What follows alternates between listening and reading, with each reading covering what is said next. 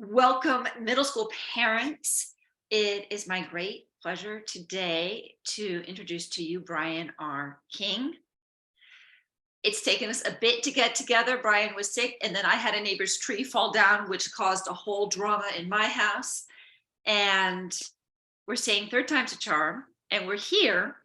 And I give that detail of like it took us a little bit to get it together to point out that whether we are neurodivergent learners and thinkers or not, life happens. And what happens in life affects how we show up. And that's even more true for our neurodivergent learners. And I bet Brian is going to say something about that to us.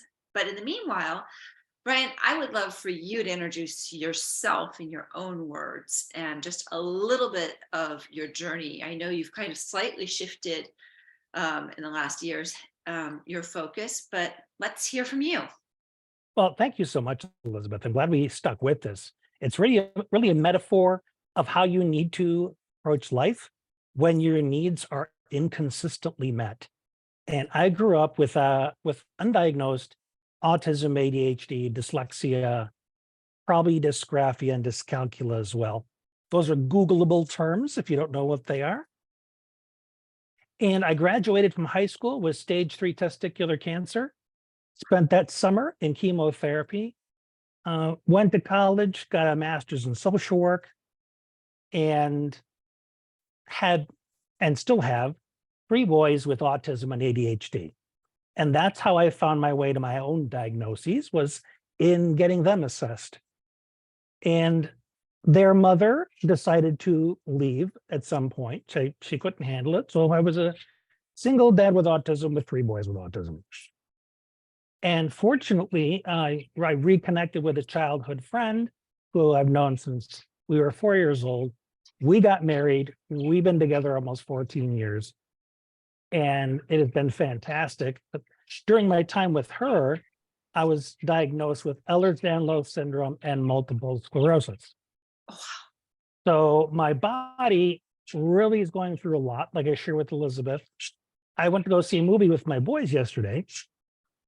And even just sitting in the theater with my body not supported the way it needs to be, I was exhausted. I was in pain by the end of it. And I'm still paying for it this morning.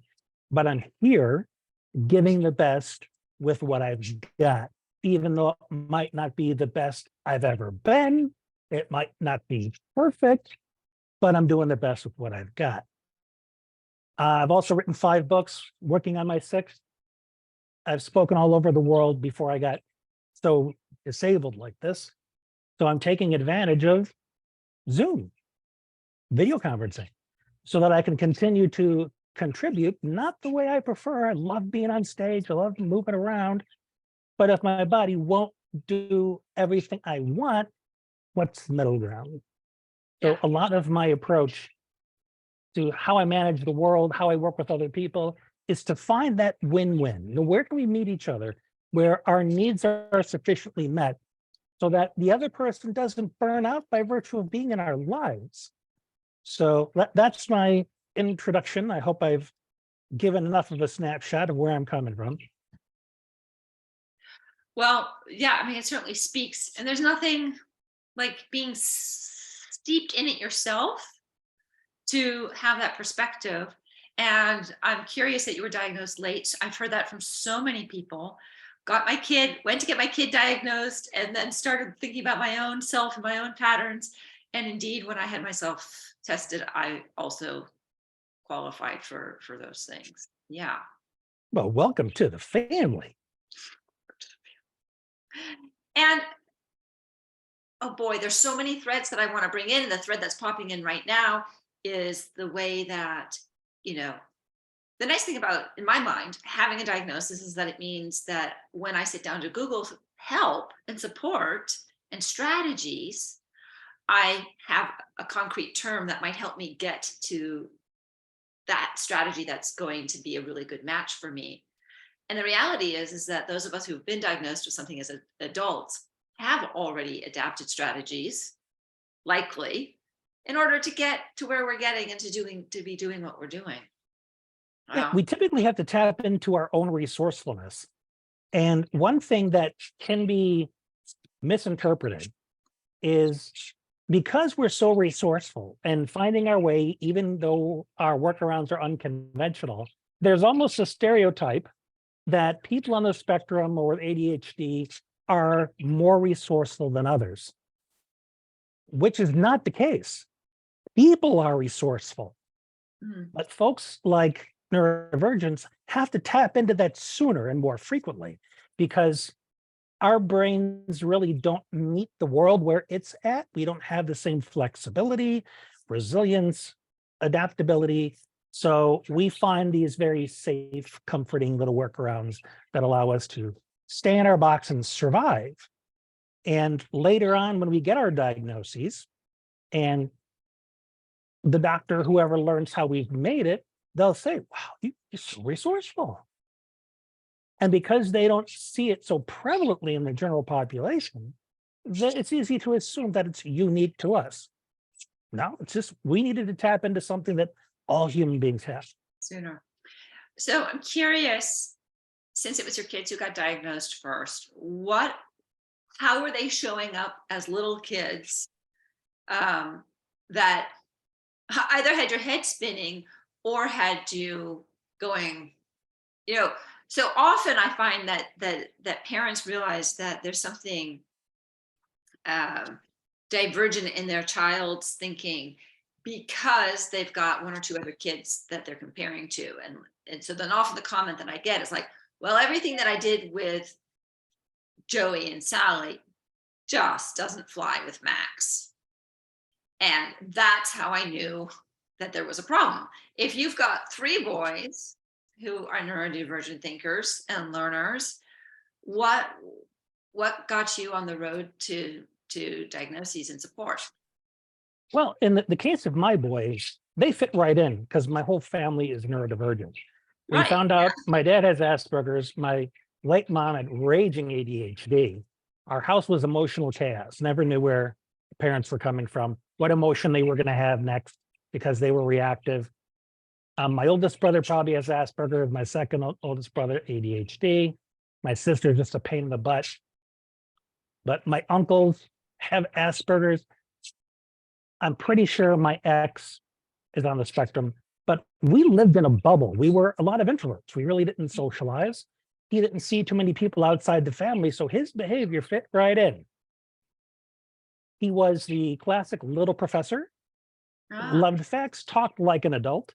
He's 25 now, and it's still interesting to hear him talk because he uses a lot of formal language to describe simple things. And he probably got it from me a little bit. I can't blame it entirely on him. But we just thought, oh, he's really smart. He's going to do great. Listen to his vocabulary. And we missed that he was walking on his toes and that he just seemed to be rambling and monologuing nonstop about stuff nobody cared about. We just, oh, he's just so intelligent. That's how we chalked it up. And it wasn't until he got into first grade and started having problems with sudden time changes, schedule changes. He was overwhelmed by all of the classmates in there, the bright lights. And for the first couple months of school, his teacher was kind of protecting him. She knew what she was seeing, but historically, parents can get offended if you suggest there's anything different about their child. So she held off until he had a meltdown on a field trip. And mm, she knew that, okay, now we need to make a call. And when she brought it to my attention, I was a little bit familiar with it from my master's program. But back in that day, autism was considered such a rarity that my instructor actually said, you might see one in your entire career. interesting.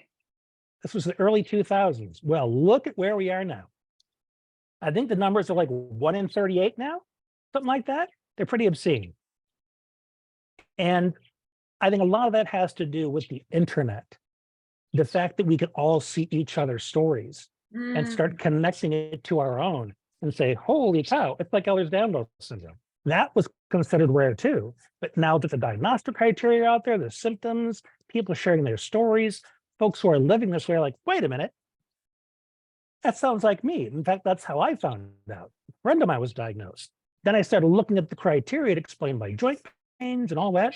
I went to a specialist, and sure enough, checked the boxes. So there are so many people that would ordinarily be suffering in silence because we tend to live in these bubbles. We're called hermits, or they prefer to be alone. Then we're introverted. Well, maybe it's also that we don't have the skill set. We're too afraid. We've been rejected too many times. So it feels life-threatening to try again. So we just stay isolated. Mhm. But after he was diagnosed and I started seeing the red flags for me, I got my own diagnosis, needed some good therapy to wrap my brain around that, because I thought I was a neurotypical social worker and I had all my act together, only to find out I don't sensorily experience the world the same way everybody else does. Yeah. I don't relate to touch and sound the same way other people do. I have auditory tactile synesthesia. So I feel sound as though it were touch. And I got to be careful what environment I'm in, because So can I if just it's slow that down for a moment just to check? Yeah. So is that like, I mean, I think we've all experienced the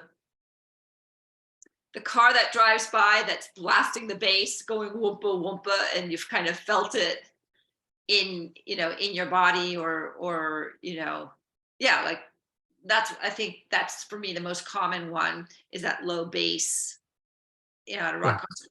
So is it just like that, but across everything? For me, it is when I feel the humming of the bass, for me, it is bones deep and I can't breathe Mm, as long as it's going on.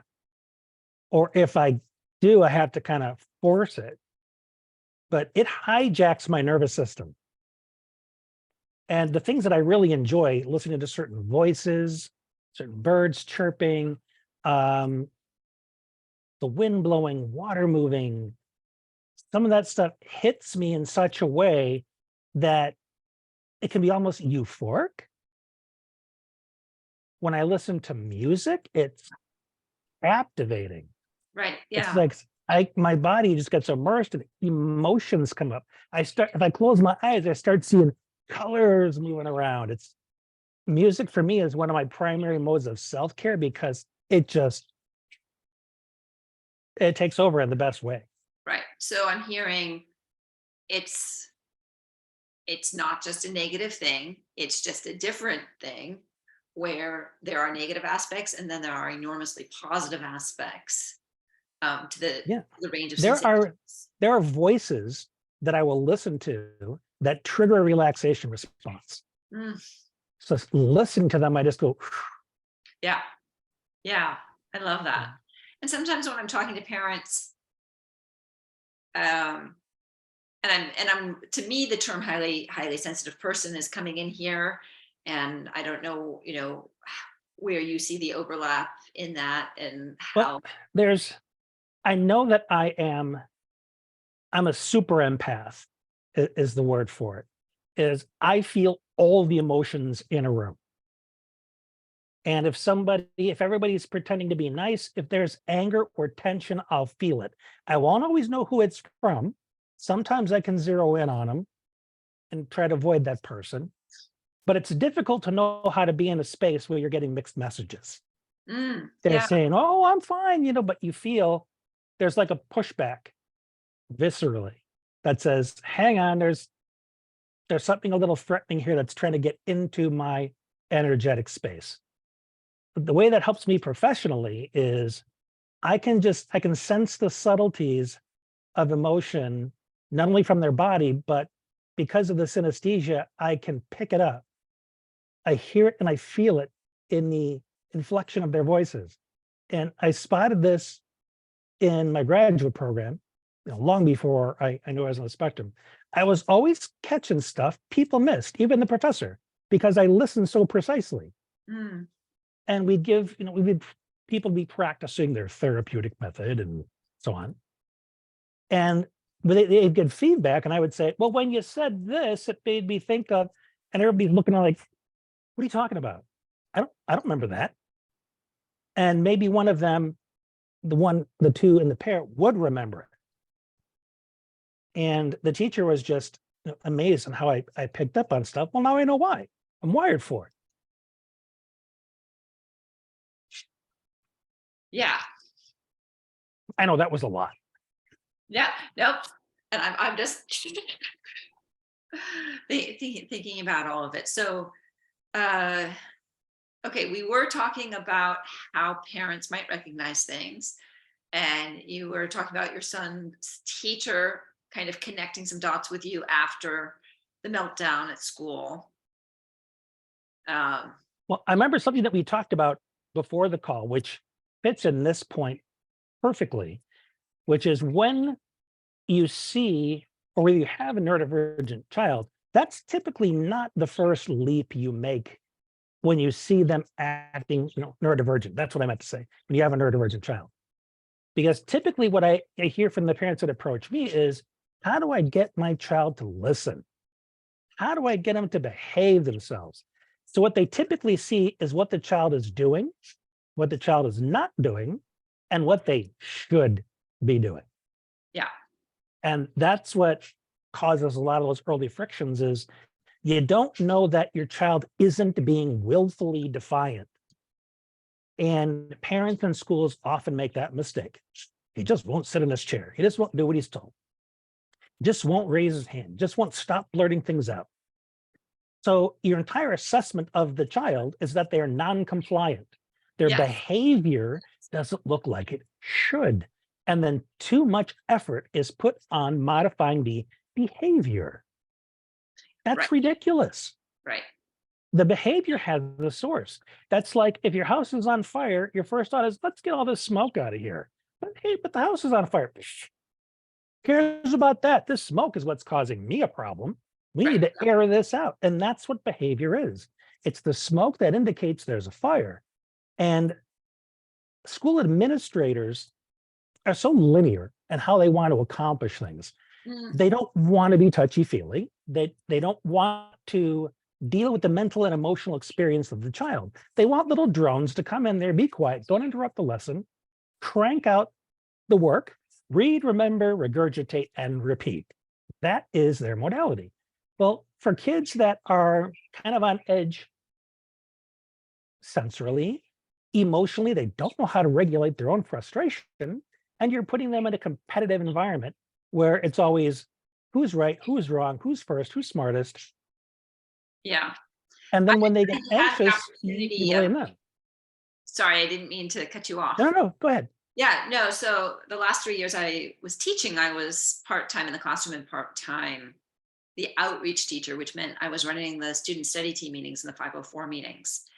And that was a wake-up call to me because it was the first time that I was kind of sitting on the other side of the desk. I had obviously attended very many as a teacher. And, we'd looked at lots of kids and we had put our name to 504 documents, which, I always thought was, okay, that's great. A lot of this I'm doing already. And if this is going to help, let's do this. And then all of a sudden I was the overseer of the 504s and I was encountering teachers right, left, and center who had written their signature on the document saying, I will make these accommodations. And then they weren't doing it. And these were people that I knew to be good teachers in many ways and thoughtful people.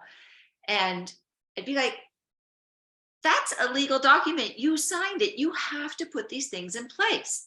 And the teachers weren't doing it out of spite or, like, I already worked too hard. I'm not going to do one more thing. And this is middle school. And I realize that middle school teachers are their own unique brand of people. But they were really doing it because they just didn't get it. They thought that they were saying, like, no, 6th, 7th, 8th grade, that's the time to learn. This is the way the world operates. And Can I so, just say for the record, school is not the real world. It's school. So when they say we need to be prepared, they need to do this because they need to be prepared. They're not going to use this anywhere else. The way school does things is not the way any other system operates. And that huge disconnect is one of the reasons our kids flounder when they leave the K through 12. Just had to say that. Yeah. And so it would really allowed me to see not just what was going on in my classroom, but being able to see how is a child functioning with 5 different teachers, 6 different teachers, and the difference that a teacher could make in that child's experience by just, doing simple things and allowing a little bit of latitude and asking the question, well, how can we make this work for you? I did a keynote in August for a school system, and I swear I walked out of there and none of them knew what to do with what I told them, because they were talking about how do we make the kid care more about studies? How do we make them pay attention more? How do we get them to follow, whatever? And the gist of it was, if they don't feel safe with you and trust you, they're not going to do anything for you.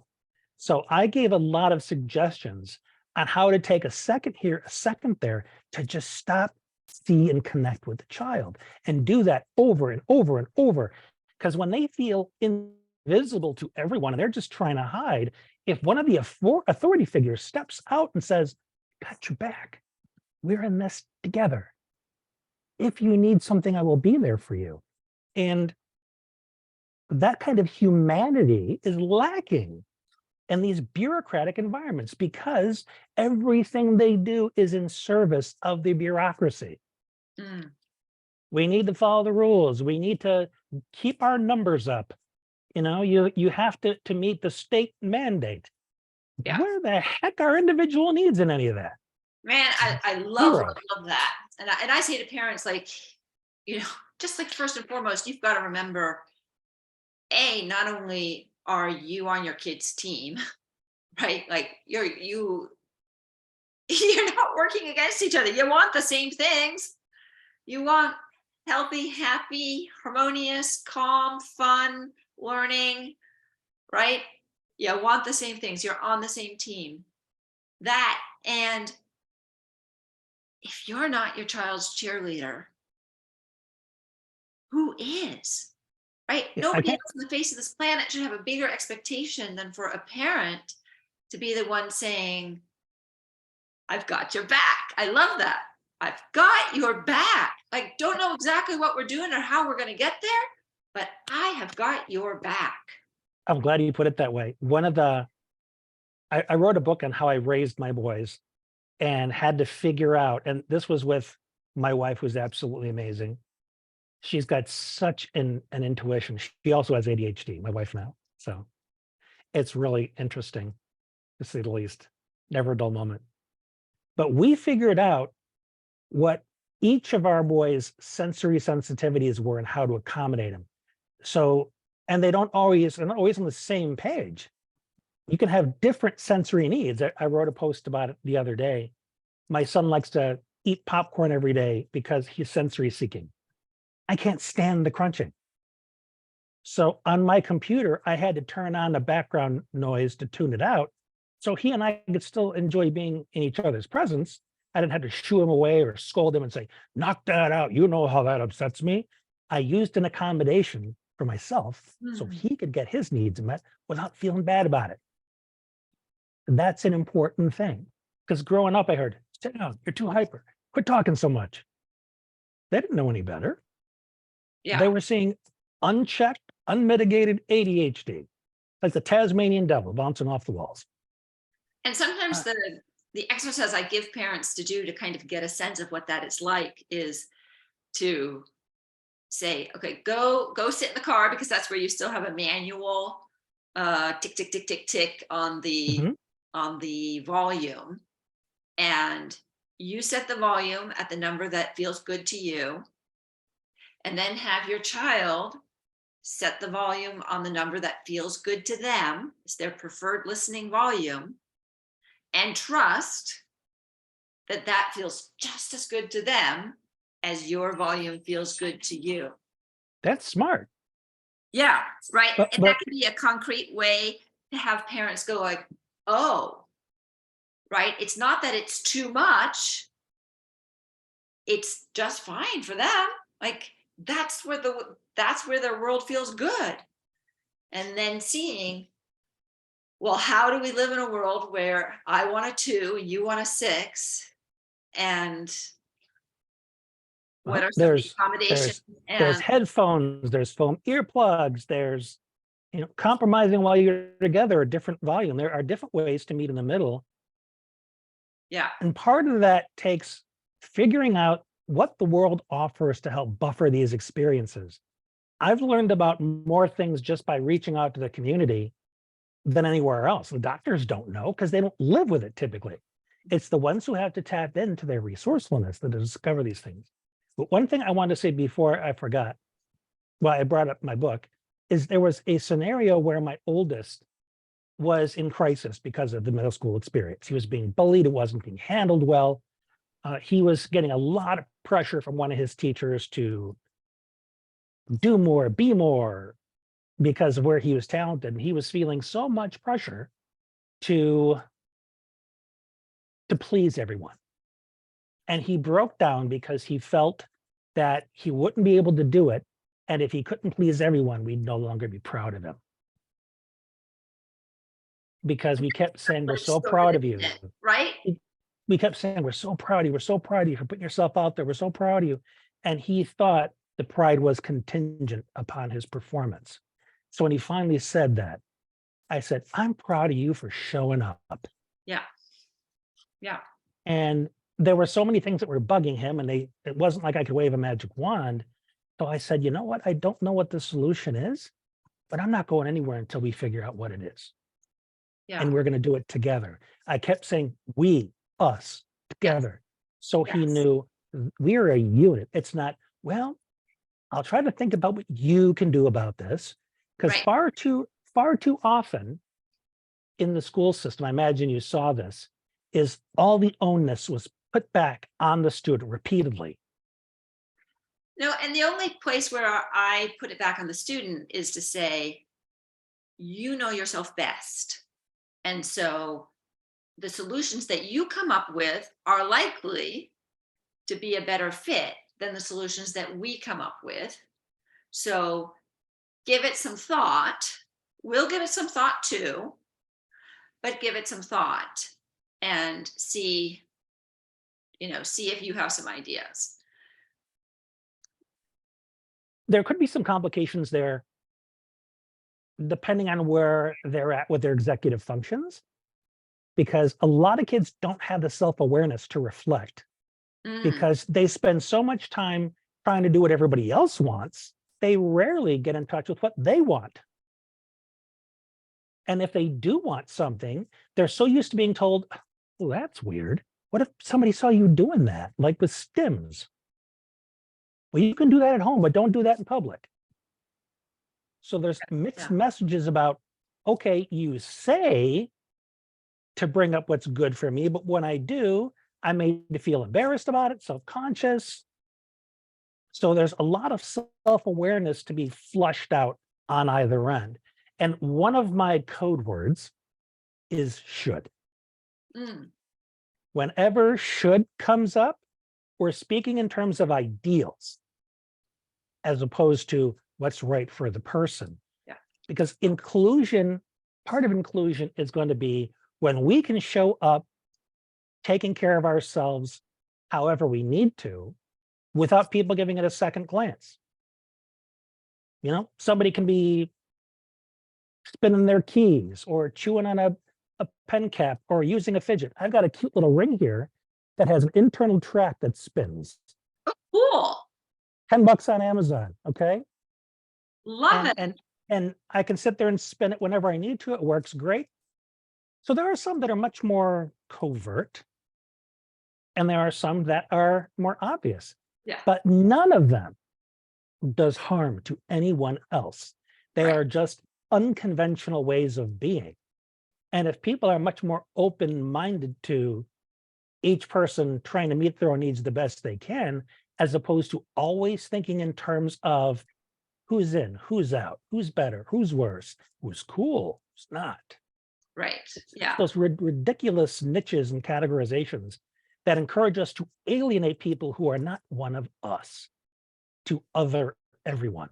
So my primary principle when I work with anybody is we are going to begin with our humanity.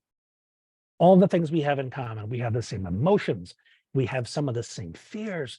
We have the similar nervous systems. We're all trying to figure this thing out called the human experience with all these ridiculous rules, like we get cancer, we get in car accidents. Some of us have seizures and some of us don't. But we're all trying to make a life for ourselves in the one shot that we've got as a human being. And our best bet for success is working together and helping each other meet our needs through collaboration and synergy. And when I start from that standpoint and said the labels can come later, they mustn't be the headlines, because the labels do more to disconnect us from the rest of society than to connect us. Well, and this is what I actually say to parents about a diagnosis. I'm like, you have the same kid you had a week ago. Maybe now you have a term which you can put into Google and search, and that might bring you more focused information. But It helps you zero in on how to meet your child's unique needs specifically. and you still have the child that you've always had, and you know a lot about that child because you've been living with that child.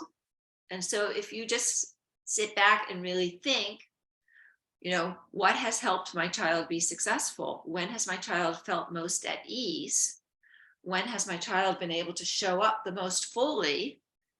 You have a lot of ideas, actually, I Yeah, think. watch how your child engages the world. What makes them laugh? What makes them quiet? What's calming? What upsets them? Because you're going to see a child experiment with the environment to see what meets my needs, what helps me feel what I've defined are the two primary needs: calm and focus. What helps them be calm and focused? Well, they can spend hours in front of a TV or in front of a video game. Okay, what does that give them? It gives them, like a video game, it's a predictable path. It's not going to change. You know how to win. You know where all the shiny parts are that are going to stimulate you. One reason why we like to replay movie scenes over and over and over, because it gives us that dopamine push that helps us feel good and centered in our body and empowered. Dopamine is the chemical of action. If dopamine is off, it's hard for us to get started. It's hard for us to stop. It's hard for us to persist, because that one chemical is, it's like a gas pedal that keeps your full speed ahead, then you're slowing down, then you're halfway in the middle. And that's what having a dopamine dysregulation is like. Your performance is very dynamic. And this in the classroom is often punished, because a kid can have an awesome dopamine day and the next day he can't pay attention, or he's kind of forgetful. And the teacher is like, hey, I know you can do this. You did this yesterday. You just need to try harder. You just need to focus. You just need to put your mind to it. Oh, there's a bird. It's not a behavior problem, Okay, not can we motivation or dopamine. can we pause and just unpack a little bit? Oh, by all means. And What feel you free to interrupt when I'm monologuing. It's okay. You are so steeped in your world that I'm just stopping to shine some light on things that coming from the outside. um, so I hadn't heard that expressed just the way you expressed it before, that the playing the video game or the watching the movie is going to provide the dopamine hit, which might be what allows your brain to get into action. Yep. There are kids that from the past, they always insisted, and one of my boys does this before he goes to work. He gets up a couple hours early, he eats, then he sits and he goes through some of his favorite YouTube videos. He laughs a lot, it gets his energy up, and then he's ready to go to work. And I remember talking to parents with school kids, he always wants to play that darn video game before school, and it's hard to tear him away. And I explained to them what he's doing. Yes. I said, you see if you can replace it with something, or build that time in, and then build in a transition period. as opposed to just saying, put that thing down. Right. So Yes. putting those So pieces in yeah, so place, yes, because I'm hearing parents like going, but we have to get to school. right? So, and I do feel like,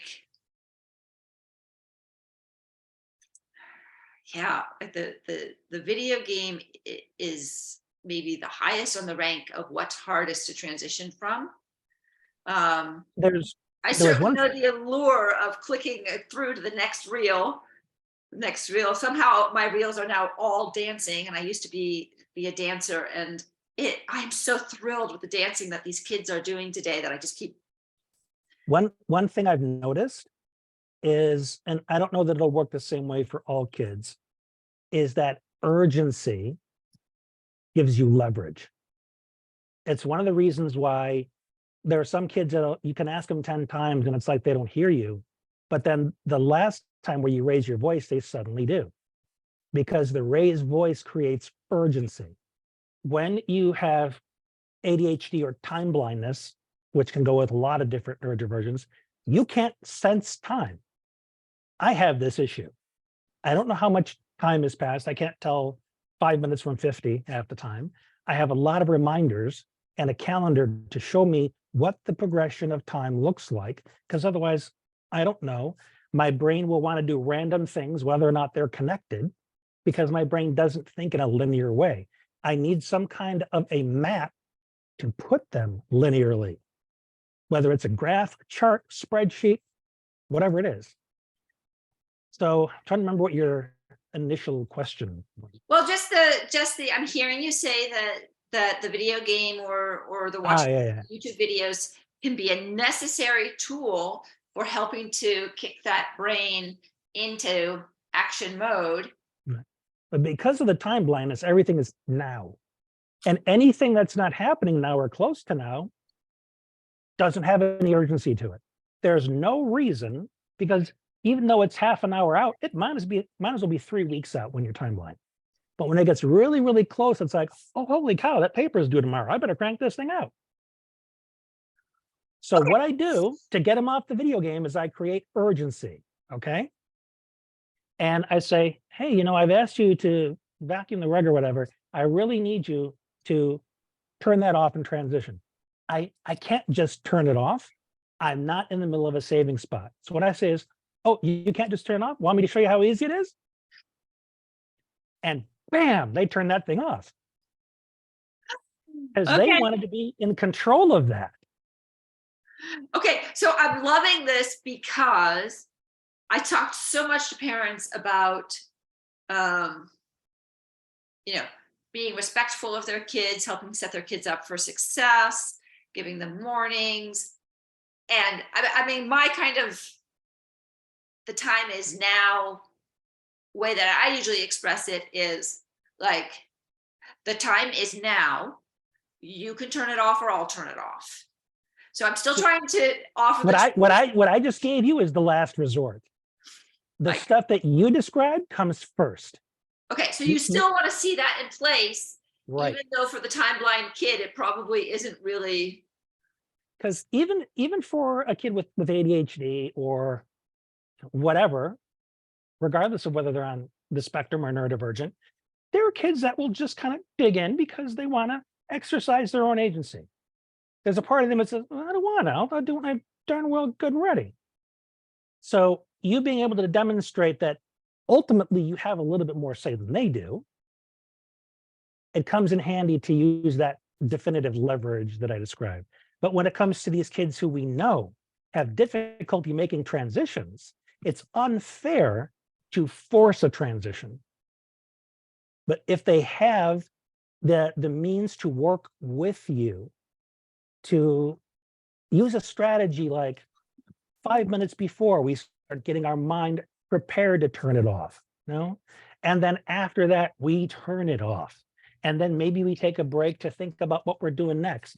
And there is a system to follow versus just a list of tasks to complete.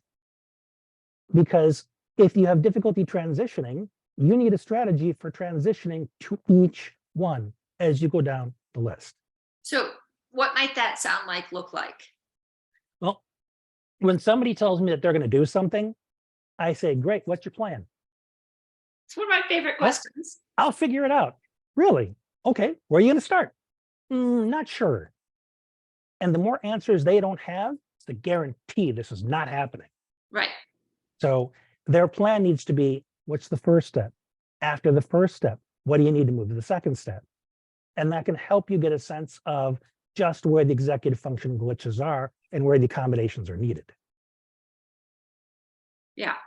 What's your plans? One of my favorite questions. Mhm. I like that, and I recognize that, as you were saying before, sometimes kids don't have the ideas, and so you may have to back it up with the A/B choice. Did you want to start here or did you want to start there? But I like kind of sticking a little bit more with the helping them like make that connection of like, I'll figure it out. Okay, what's your plan for figuring it out? Like, I just thought of another thing that I use for leverage is built-in consequences. So they can conceive of what happens if this action step does not occur as agreed. great. What's an And, example of a built-in well, consequence? I have a strategy around getting them to learn, for lack of a better word, behave themselves. Oh, that's a bad term. A better one will come as I explain this. Is if the kid keeps doing something that they know is disruptive, like swearing at a parent or something, we have a conversation around cause and effect.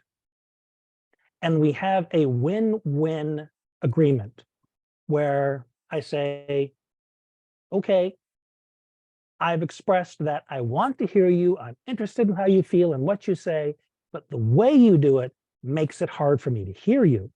So let's talk about a different way you can say it so that you feel heard, you feel like I understand, but it's easier for me to hear you.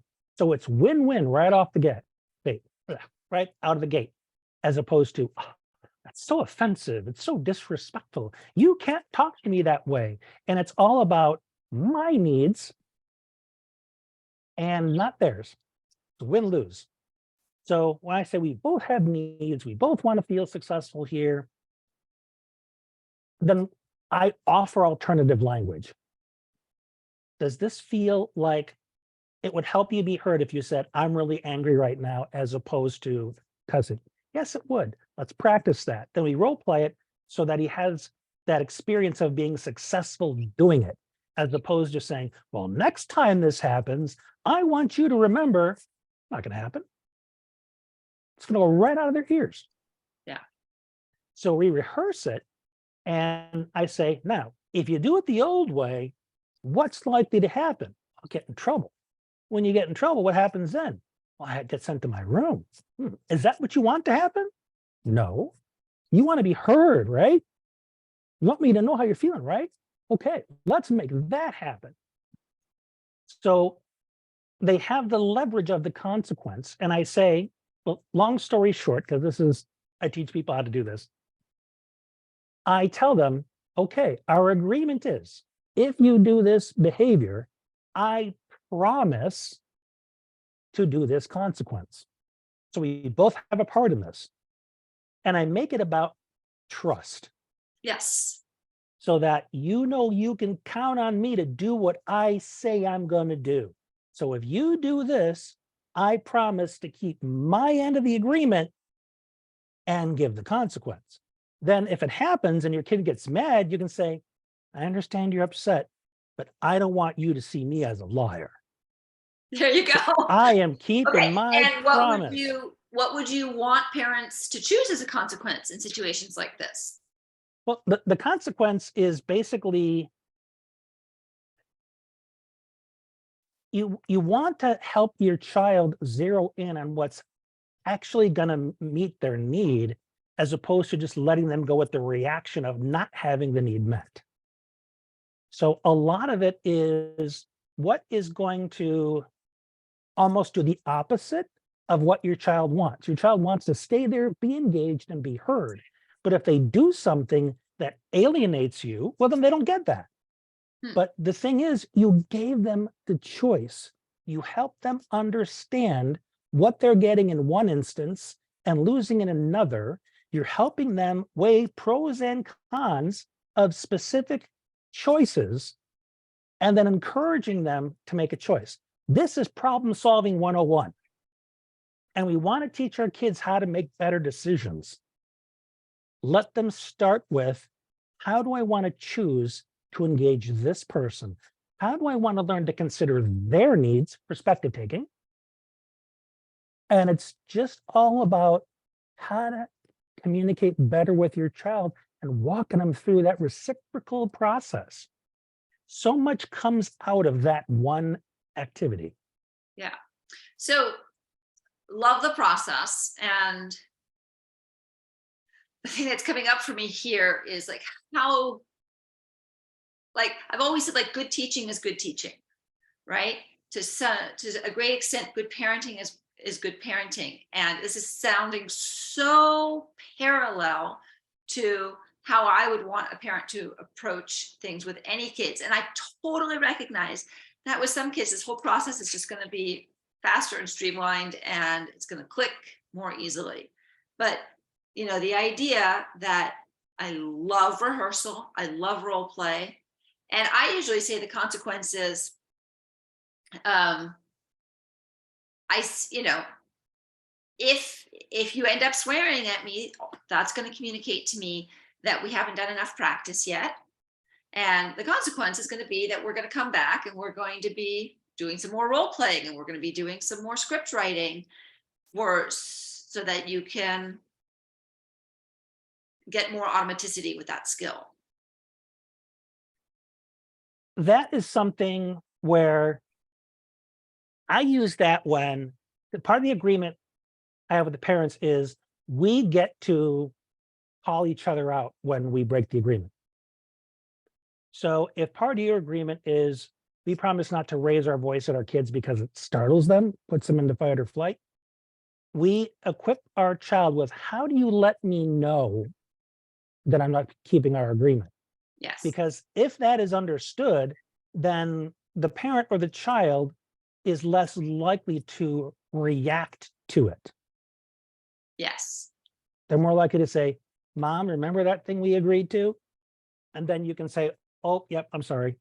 And that's one way we identify that we need to do some additional work. Because I use the consequence for the refusal to do what you have defined as in your best interest, because there are natural consequences in the world. You know, if you don't take your insulin, your blood sugar is going to drop and you're going to feel like crap. It's not the insulin's fault. You didn't take it. Yeah. So trying to build in some natural consequences is what's ideal. So in this case, the example I gave you, there was already a consequence that we knew he didn't like. He didn't like being sent to his room when he swore. So in many cases, it's just going to be racking the old brain and saying, well, what happened? There's a 20-something I work with where you take his phone away, and his life is practically over. So you can make that predictable. If you continue to do this thing, we promise to take the phone. So that natural consequence is there. The thing you don't want to do is just pull something out of the air. That's it. I'm sending this back to the store, or you're grounded for a month. You lose all authority when you come from that reactive place. I'm in total agreement that even the wrong consequence is better if it's been announced ahead of time. And again, this is what I'm going to do. I promise you, this is what I'm going to do. You know, it may not be the best consequence or the most effective consequence for really shifting behavior for next time, but having the agreement and keeping it has so much power that that's almost better than the in the moment consequence that feels out of nowhere, even if it's actually a pretty good consequence. One of the keys there is urgency. Is you say, if you do that one more time, I'm going to do such and such. Well, that is a very present danger. You don't say something like, well, I'm going to kick your butt to the moon. I'm going to throw you out of the house. If they don't think that you're going to follow through, you've got no leverage. If it's something you are prepared to do and they have experience of you doing it, you have leverage. And one thing I want to make sure I point out is you can't really be effective with connecting with a child or anyone at a very human level if you have lousy emotional intelligence. You really got to be a friend of your own emotional experience. Otherwise, how can you help a child work through their more difficult emotions and not being able to empathize with those, not being able to give them more than just ignore it? Find something to distract yourself. Go do something else for a while. None of that helps you work through it. And the good news is that our children give us ample opportunities to examine ourselves and to learn these lessons. If we let them, our kids will raise us into the parents they want us to be. Oh, I love that. I love that. I love that. By the way, I've been taking notes into the Facebook group. Cool. So wait, I want to get that right. If we let them. Well, the way I say it is my boys raised me into the dad they needed me to be. And that was because I was responsive to them. And yeah, I did my part to bribe, just because I was exhausted and I just wanted it over and I just needed them to just do what I asked. And I was not resourceful. I was exhausted. So, okay, fine. You can have a candy bar. Fine. You can have the party size. We all have that because we're not robots. If our needs aren't met, we're going to get exhausted. But I can explain to them, you took advantage of the fact that I was feeling tired, because I want to instill them with that sense of empathy. Yeah. That perspective taking. And my boys are such sweet, caring young men because we kept insisting upon that. When they would hurt each other's feelings with something mean, and I would point it out, they'd say, well, I don't care. And I would say, you are not allowed to not care in this family. In this family, we look out for each other. We care about each other. I understand if you're upset with each other. Sometimes, we do that. We can work it out. But to say you don't care, that's where we draw the line. Yeah. I like that. Like just a super clear expectation. Mm-hmm. And the other thing I like about it is I love using the language of in our family, in this family, because, kids are feeling disconnected. And so they're saying things that they wouldn't normally say. And when we come in with that language of in our family, we, in this family, we It's an us, it's a we, it's a together. Automatically helping to connect them and make them part of the team. Because all of these strategies are not just about behavior compliance. It's about meeting a core need. And one of the most difficult needs to meet when you're neurodivergent is belonging, because of how socially clumsy we can be, how we can be impulsive and interrupting and monologuing and seem self-centered when it really is our inability to regulate our own intensity. So a lot of the accommodations I have now is an invitation to other people. Like when I said to you, feel free to interrupt me. I'm aware that I monologue. I've been able to heal any shame around it, but I know it causes a problem. So if I can't monitor myself, I may need a little backup. So I ask others to feel free to interrupt me. Okay. And oh man, I'm looking at the clock and looking how little time we have, but I really want to We'll do it again.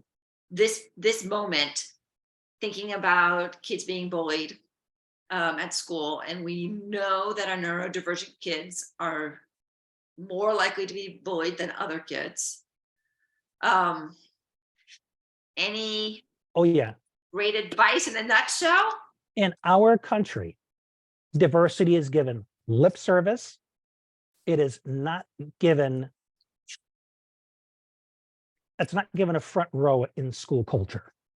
You'll talk about African American History Month, Mexican American History Month, but you don't make celebrating diversity a part of your classroom experience. You've got kids of all different religious and national backgrounds, and they never get a chance to talk about it. Maybe you'll talk about other people who are like that, heroes or whatever, but kids don't get a chance to learn how to be curious about one another and how to act on that curiosity. It's a whole lot of mind your own business. That's not your problem. Let the teacher handle that. And there's all this secrecy and there's these unknowns. It's privacy at the expense of connection. I think it's really gone too much the other way. And if kids were just able to just say, hey, how come you use such and such accommodation? Instead, the teacher comes and says, shh, at your own desk. That was a golden opportunity to break down barriers and maybe help that one child be included. But there's all these barriers. Yeah, I love the all kids learn at their own pace and in their own ways. And, like one of the reasons I taught middle school and not high school was because since grades don't count in middle school, I felt perfectly comfortable saying that, Brian, you're going to write the 5-paragraph essay for your 100 points. And Susan, you're going to write the best first paragraph essay you could write for me. And that's all you need to write for your 100 points. And of course, people would be like, well, that's not fair. Why do I have to write 5 paragraphs and she only has to write 1? Well, because kids learn in all different ways and in all different paces. And you're ready for 5 paragraphs and she isn't. And you were operating from equity, not fairness. Yeah. Yes, child. Yeah. Equal is not fair. Like that's one of the other ones. All kids learn in their own ways in their own time. Equal is not fair. But that's how you transition. Say, well, yeah, we would like fair, but since fair doesn't exist really, what do you say we try this way of doing it instead? Because let's say somebody hadn't eaten all day and they needed to eat more than the person who had eaten all day. What if you were given the same portion? That's fair. Yeah. And you might say, oh, but what if I need more? Right. Okay, so you'd rather it be equitable. Yes. And I do that with plants. And I say, here we've got the little baby plant and here we have the great big plant. And I bring it in with the actual plants, right? Mm-hmm. And, and I'll say, okay, let's water the big plant. How much water does it need? And we'll measure how much it is. And, if it's a cup and a half, 2 cups, however much the kids think it is. And then I'll say, okay, now let's give that same cup and a half to the little plant. And they're like, well, that's not even a cup. Like the plant doesn't, I'm like, yeah, you guys are so smart. You're right. Like, now let's generalize that. Yeah, those are great examples. One of my favorite things to do is to use examples like that and demonstrate that this is how the universe works. This applies to other things. You look at the atom. What's the atom? It's a solar system that has been reduced to microscopic size. Yes. Brian, I am sorry to say that we've got to wrap up because the next thing on my calendar. Thank you. You're very welcome. For your perspective and for the work you're doing in the world and for all of the wisdom that you shared with us today. My pleasure. Hope it's helpful. Oh, I can't imagine it not being helpful. And we'll talk again. And yes, and I'm appreciating too how I'm always aware of what I haven't learned yet. And at the same time, I'm appreciating how my instincts are in line. Yeah, I love how far I've gotten, and I can't wait to see what's next. Ooh, that's another good one. I'm going to write that one down too. Because that's the approach. Because so many people think, oh, but I've worked so hard and I'm not there yet. Look behind you. Look how far you've come. That's not nothing. All right, that's The the journey's ongoing. perfect note to finish off on, and I'm going to stop our Facebook Live here, and I'm going to stop our recording